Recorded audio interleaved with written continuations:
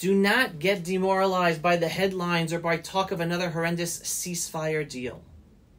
The other night, something remarkable happened. In a rare moment of clarity, Prime Minister Netanyahu finally said out loud to the IDF Chief of Staff what many of us have known and warned about for months. The senior command of the IDF and security establishment are not following government policy, and they are actively obstructing total victory in Gaza. For far too long, deep state actors within the senior military echelon have undermined Israel's ability to win this war. These unelected bureaucrats in uniform have hijacked our security agenda, working not to defeat Hamas, but to preserve a failed status quo under the false banner of humanitarianism and international law. During a closed security meeting the other night, as reported by Channel 12 journalist Amit Segal, Netanyahu threw out the IDF and Defense Ministry's latest plan for a so-called humanitarian tent city in Gaza. Prime Minister Netanyahu reportedly told the security officials, the senior echelon, plainly, quote, "I understand this is your way to prevent the policy from happening, but I'm determined to make sure it does," end quote. The elected government policy is crystal clear. They decided upon it. Defeat Hamas, separate terrorists from non-combatants, and stop feeding our enemy through misguided humanitarian aid.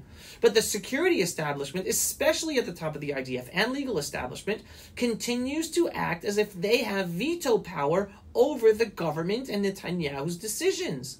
They drag their feet, stall plans, and offer alternative plans that are so bloated and unworkable that they're clearly designed to fail.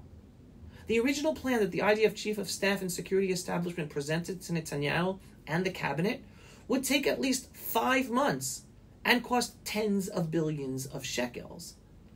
And the other night, they doubled that estimate, updating their numbers, saying it would take over a year to build and that it would take months to relocate 1/10 of the population, even though over the past 2 years we succeeded in moving many more in a much shorter period of time.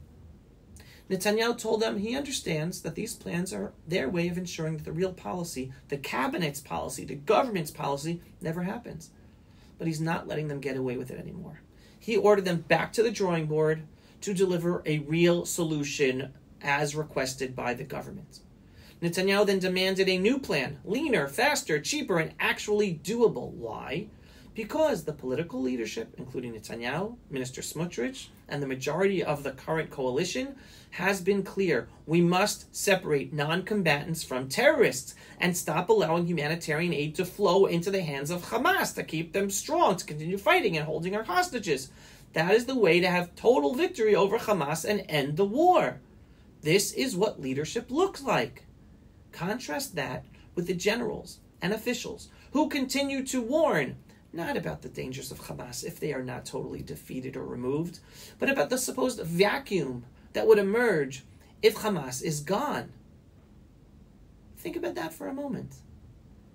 These are senior security officials, whether present or former, who would rather Hamas terrorists survive, rather allow them to stay in power in some form than face the implications of a true sovereign Israeli victory in Gaza where there's no more Hamas. Why? Because deep down, they fear the responsibility and clarity that comes with real, total victory more than they fear another October 7th. They fear the implications of the IDF taking over security control over all of Gaza more than eliminating the risk of any terror ever again from Gaza against Israelis. It's the same twisted, immoral thinking that it gave us the Oslo peace process, giving them guns in our land to take care of terror against us, the Gaza disengagement expulsion, and years of mowing the lawn while our enemies got stronger and continued to plan for our ultimate destruction. But this time is different. This time we finally have a government that isn't afraid to challenge the defense establishment. Ministers like Bezalel Smotrich and Itamar Ben-Gvir, who the mainstream media try to delegitimize, they have made it clear we will not tolerate a return to failed policies. And in response, Prime Minister Netanyahu has now drawn his own red line. The IDF will implement the government's directives.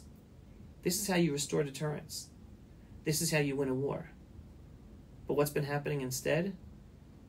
United Nations aid trucks roll into Gaza daily, most of it seized by Hamas and given to their fighters and then sold for exorbitant prices to the Gazans. And while our holy IDF soldiers fight heroically on a tactical level, strategically their hands have been tied by the deep state officials in the legal and security establishment, not from the Knesset or the cabinet. Let's be honest. This is not incompetence, it's sabotage.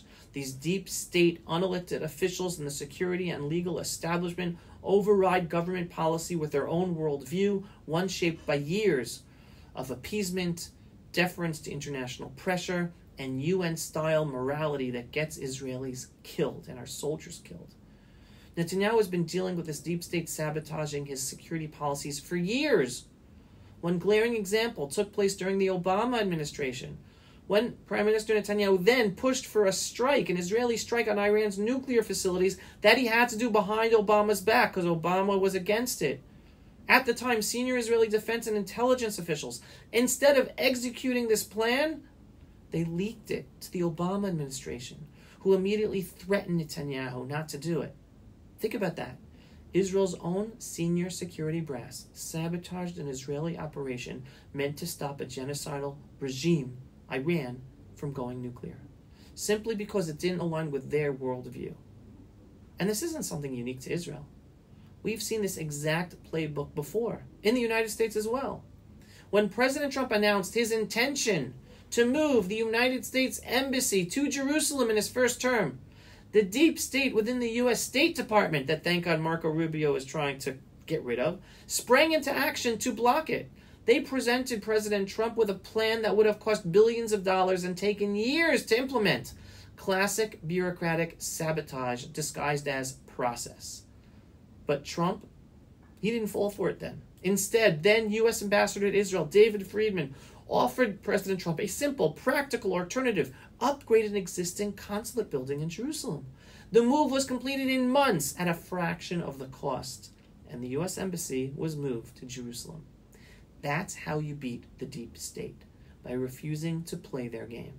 And now, the second Trump administration, Undersecretary of State Marco Rubio, has begun cleaning house, firing 1,350 State Department employees who Rubio, and I imagine Trump, fear can sabotage the Trump administration foreign policy. That's exactly the model Israel must adopt.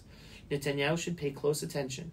If we truly want to win this war, we must also replace the officials in the defense and legal establishment who repeatedly undermine government policy, just as Trump is trying to do in Washington, D.C.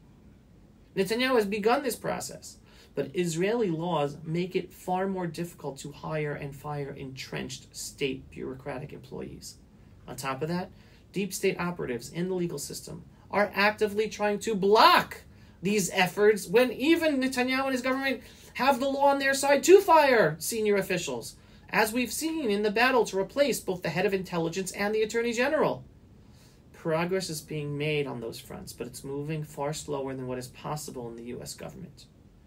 Returning to the Gaza war strategy, Smotrich threatened Netanyahu that he might leave the government if the IDF continues to undermine the government directives. And Netanyahu responded to Smotrich saying, not with empty words, but with a real shift in focus, and I quote, "Up until now I was focused on the attack on Iran. Now I will ensure that the IDF implements our directives in Gaza," end quote. This is our reality for years. Too many people do not understand that this is the major challenge Netanyahu has been dealing with as prime minister for decades. They say he's been in power all these years and he hasn't been able to do things. Well, yeah, that's why, the deep state. And the other night's meeting is a turning point, or at least it should be. Netanyahu must reassert civilian control over our military. If deep state actors can stall the war effort, protect Hamas under the guise of human rights and international law, and ignore the will of the elected government, aka the will of the Jewish people in Israel, then we are not a sovereign nation at war. We are a sovereign nation at hostage to the deep state unelected officials in the security and legal establishment, as we have been for decades. We need a military that fights to win, not to appease. A military that bulldozes forward and needs to be stopped by the government, not the other way around. Victory in Gaza is happening not because of the senior command, but despite it.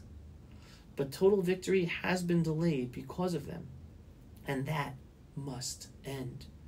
Our proud, brave, and holy IDF soldiers, including my sons, have been fighting this war for close to 2 years with extraordinary courage. Of course they want to end the war, and they long all to return to normal life, especially the reservists. But not before we achieve total victory, and the threat from Gaza is eliminated once and for all. That's when the war ends and they go home. They know it, and that's what they want. Make no mistake, though, Israel is winning this war. Not just on the battlefield, where our brave soldiers have dismantled Hamas's military infrastructure city by city, but politically and strategically we're also winning, where the elected government is finally asserting its authority over an entrenched deep state security and legal system that have long preferred managed defeat to decisive victory. Regardless if another ceasefire happens or not, that is meant to try to save as many of our remaining hostages in Gaza as possible, the implementation of this plan means that total victory is within reach. The war is not over until we have total victory, and that's the separation of the non-combatants from the terrorists in Gaza like Netanyahu wants to do. Yes, it is taking longer than we want, but it is happening. We are on the way to making Gaza Jewish again, the only way to have peace and security with Gaza. So strengthen your faith in God and do your part in sharing these hardly discussed truths. We're here for you. Am Yisrael Chai. If you are not yet a subscriber to our daily, belief-based, inspiring, politically incorrect, truthful videos about Israel, the Jewish people, and the freedom-loving world, what are you waiting for? Go to pulsevisual.com and click to subscribe today. And yes, we are a donor-based operation. We need your donations for support in order to make these videos and get our videos seen and do all the work we do. So every once in a while, whether a large donation or a small donation, just go to pulsevisual.com and click on the donate button. Shalom, everyone, and thanks for watching. Pulse of Israel, frontline videos from the Holy Land. Support our work by donating today.